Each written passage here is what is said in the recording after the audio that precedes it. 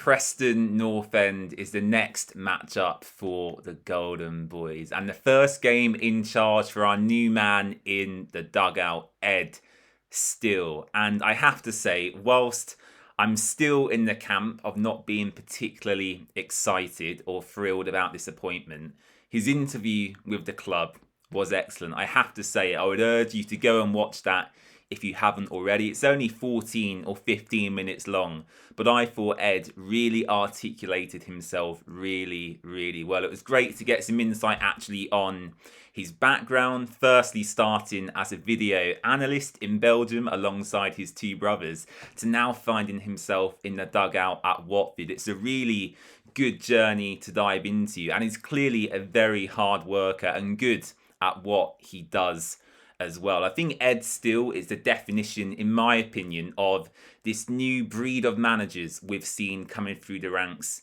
in recent years. Well, they actually have a background in data before entering the world of management, and that could be really beneficial for Watford moving forward. We see some of the best clubs in the Premier League relying on data heavily. Brentford included, Brighton as well have been very successful at that in their recruitment model in recent years.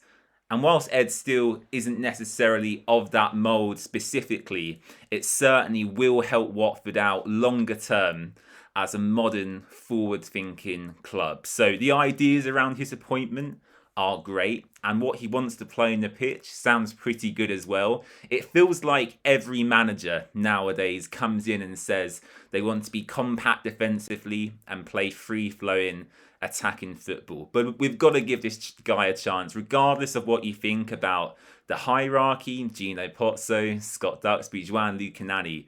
Forget about that for the moment. Focusing on this game specifically, we all want Ed Still to do well. You would hope eventually we'll stumble across a genius with the amount of managers we appoint. And who knows, this guy could turn out to be the next Enzo Maresca, Jurgen Klopp, Pep Guardiola. Who knows? Only time will tell. Equally, playing devil's advocate, it could go the other way. And if he fails to win his first few matches, of course, suddenly the pressure at Watford mounts straight away on the head coach. So I don't want to get too carried away quickly. However, the first impressions are good. He's multilingual as well. He mentioned that in his interview. We, of course, have a big French contingent at Watford. We have a lot of French speakers within the squad. And with him being able to speak fluently in their language, he's able to deliver instructions maybe a lot better than some of our previous head coaches. Paolo Pezzolano, I'm referencing there, really.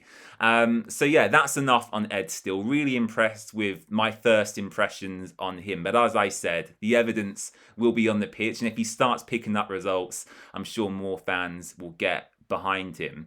On to Preston. I think this is a difficult game for him to walk into. Paul Heckingbottom sides are notoriously difficult to play against. I found the match at Vicarage Road back in November, I think it was, really frustrating. What they're good at, Preston, in my opinion, is the dark arts of football. Tom Cleverley alluded to this quite often when he was at the club. Of course, we have a young squad and they have a lot to learn and develop.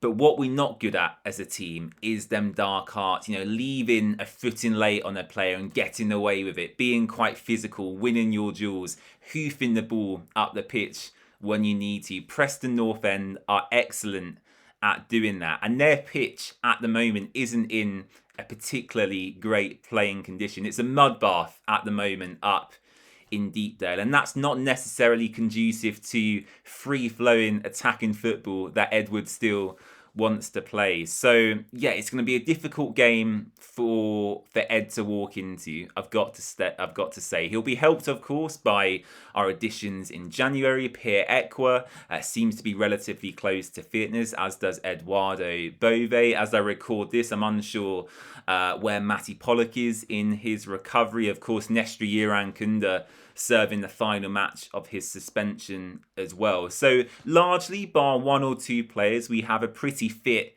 and available squad. He's got a plethora of options to play varying formations. We spoke about this actually in my reaction video when Ed was appointed. It seems like at Charleroi in Belgium, where he found his most success, he played a 4-2-3-1, but he is capable also of switching to a back five as well. And it's going to be difficult for Paul Heckingbottom and his staff to prepare for this one. Of course, when a new manager comes in, as fans, we hope there will be a bounce, and sometimes we've seen that and sometimes we haven't. But for me, sitting here today predicting what 11 we'll see, it's very difficult actually. I think there's a lot of fringe players who could see some minutes here. I said as well about Pierre Ekwa and Eduardo Bove nearing fitness too.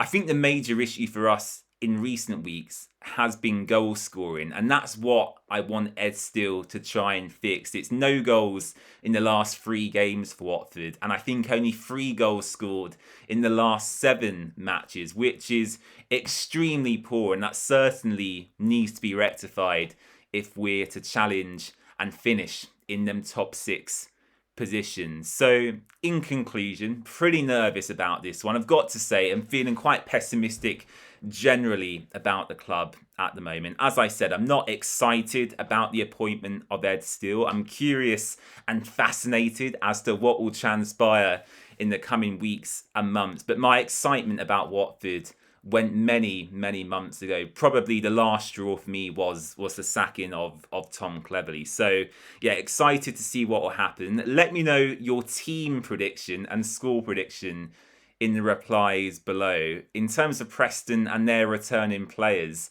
unfortunately, Osmajic is back from suspension.